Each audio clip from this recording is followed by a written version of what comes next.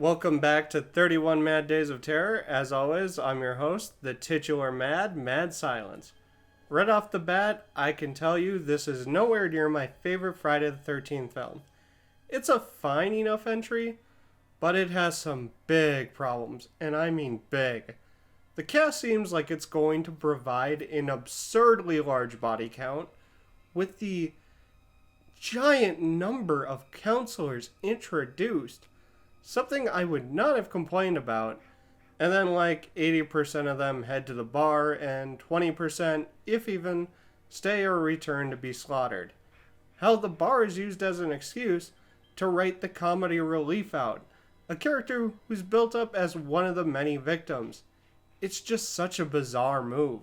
The characters are also mostly annoying, and like 90% of the main cast seem to have sex on the mind nearly 24/7.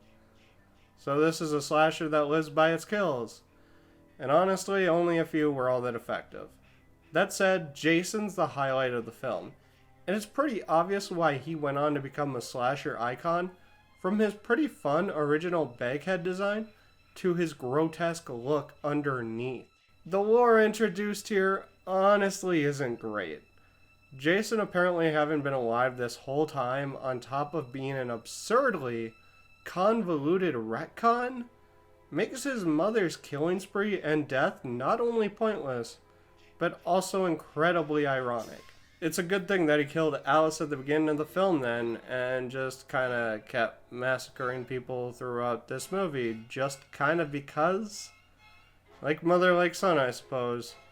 But at least I kinda got why Pamela did it. I'm pretty sure they never even give anything resembling an explanation for Jason's killing spree until the remake. Let's see other things I like. Oh yeah, the opening where Jason hunts down Alice is such a unique scene, like nothing else in the series.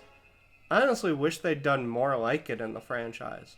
Then there's the insane exploding logo, which is awesome in such an unapologetically campy way. Jason's shrine and the way it's used against him is a really cool bit of writing.